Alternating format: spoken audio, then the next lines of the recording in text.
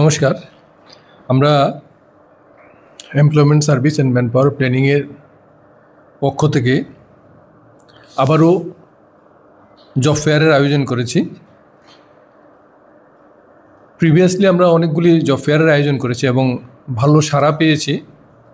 বিভিন্ন সংস্থা এবং অর্গানাইজেশন ভালো প্লেসমেন্ট দিয়েছে আমাদের বেকার যুবক যুবতী ভাই বোনদের, এবং তারা উইথ স্যাটিসফ্যাকশন বিভিন্ন অর্গানাইজেশনের সঙ্গে কাজ করছে, রাজ্য এবং রাজ্যের বাইরের বিভিন্ন অর্গানাইজেশনের সঙ্গে।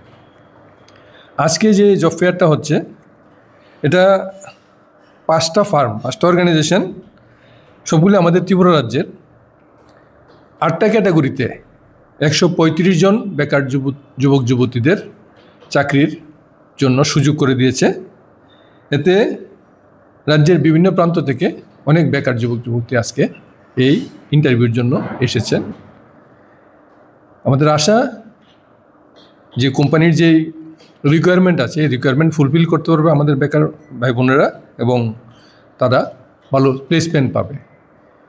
এই প্রসঙ্গে আরেকটা কথা বলছি, আমরা আমাদের রাজ্যের বাইরে থেকে আমাদের রাজ্যের ছেলে মেয়েদের বা বেকার যুবক যুবতীদের তাদের কর্মক্ষমতা এবং তাদের নিষ্ঠার জন্য বহিরাজ্যের বিভিন্ন কোম্পানি তারা ইন্টারেস্ট দেখাচ্ছে আমাদের রাজ্যের বেকার ছেলে মেয়ে ভাই বোনদের নিয়ে ওইখানে কর্মসংস্থান করার জন্য।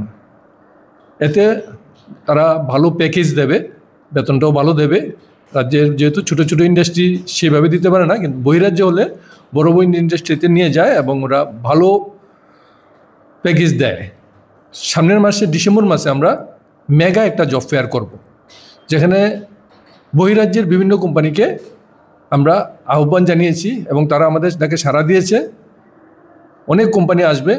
আমরা সারা রাজ্যের যত বেকার যুবক যুবতী আছে এবং ক্লাস 8 থেকে শুরু করে BTech, MTech, ITI, BA pass, MA pass, মাধ্যমিক পাস, 12 পাস সমস্ত ক্যাটাগরির জন্য ওই কোম্পানিগুলি চাকরির ব্যবস্থা করবে।